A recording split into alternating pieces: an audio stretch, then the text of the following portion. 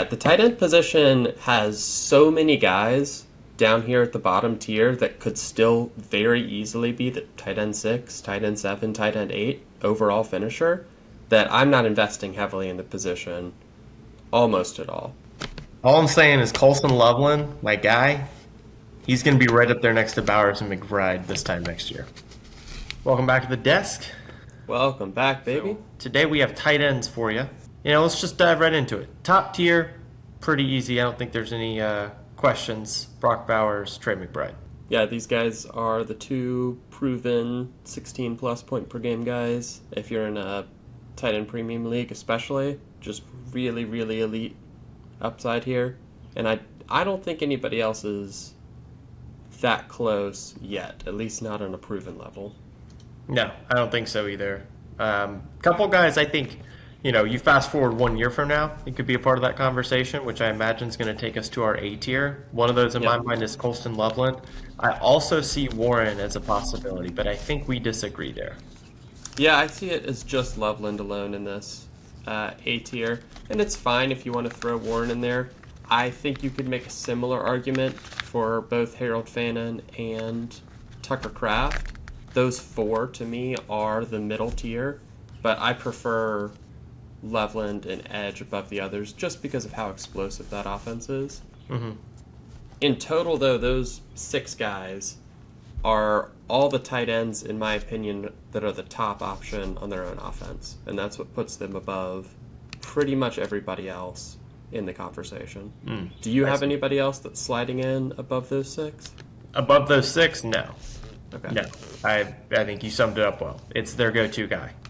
And at this point, to me, Kittle is too old and injury-prone. I mean, when he plays, phenomenal, but he's not consistent enough anymore to be in that category. Okay. Yep. And maybe that leads into the C tier. I see George Kittle there, and then I see a group of younger tight ends that could ascend. I see Sadiq, Kyle Pitts, Sam Laporta, Aranda Gadsden, Eli Stowers. These are guys that we could be talking about in the B tier this time next year. Right. And that's why I've got them maybe a hair above the rest of the pack. But honestly, if you're contending, I think the rest of the pack is a pretty good place to land.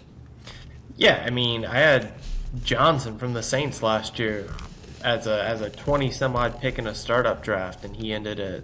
Well, he was he's a tight end 1 somewhere, low-end tight end 1. Yeah. And you could say the same about Mark Andrews, Travis Kelce, Dalton Kincaid, Jake Ferguson, Isaiah Likely, Dallas Goedert, Brenton Strange, Hunter Henry. There's a whole heap of them that... Not enough differentiation between the top, clearly between Bowers and McBride and the rest. But even Bowers had a tough year last year. So yeah, a lot of that was injury, but other than his 50-point game where he had 3 touchdowns or whatever, he was not dominant. No. But that whole offense just sucked. I expect bounce backs from he and Genty. Yeah. Let's talk maybe a little bit about the asset allocation here. What of these tight ends do you like to own? Is it the top 2? Is it the middle 4? Is it the crap at the bottom? Is it the young guy that could explode? What are you doing on your teams? So when we did our startup last year, I did the young guy that could explode with Loveland, and that was a little bit of a reach, but with the understanding that year 1 tight ends rarely come in and dominate. It's a multi-year progression. And then I took a couple older guys who I thought would just be solid. Travis Kelce, who last year, even though he continued his decline, was still a solid tight end. And then Johnson from the Saints. Same reason. Yeah. And so I don't like spending big money on tight ends because I feel like I can get just solid production. If I take a few late in the game, and they'll be there, then one of them's going to hit enough to play in my tight end spot. And the value that I'm losing taking them very early over a solid receiver, solid running back, I don't like that trade-off. So that's how I play it. For me, if I've got a super rich team, I like taking stabs at Bowers and McBride. Like if I basically have an extra cornerstone in a tight end premium, I'm okay taking, you know, looking at the trade offers basically for him. Mhm. Otherwise, I go right to the bottom of the barrel, man. I have so much Juwan Johnson, Chikakonkwo, Hunter Henry in my lineups that like it's fine. At least one of those, three of them that I'm rostering on any given team will be a low end tight end one, Right. and I can win at the other positions. And I feel like the tight end position in general is one of the more consistent ones in the sense that they're typically going to give you their 8 points. And you know that week over week. It's not as volatile.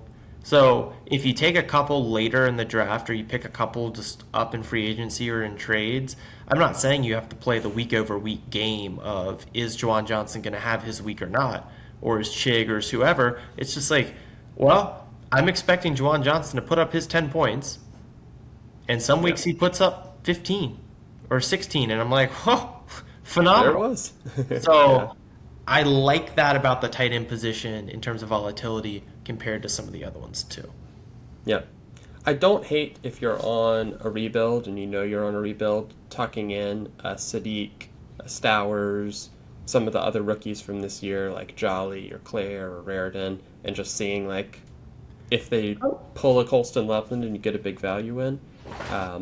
But for now, if I'm a contender, I either want one of the two elite guys or just grab a couple of the cheap ones.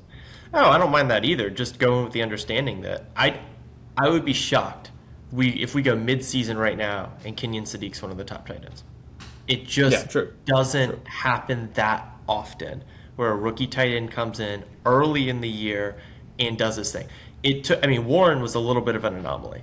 And then Loveland, it took until week, what, 11, 12, until he was Yeah, it really was similar even for Harold Fannin last year, and that yeah, was a good year for rookie tight ends. tight It end. seems like a lot of times there's one, like Laporta came out and rocked as a rookie, so did Bowers.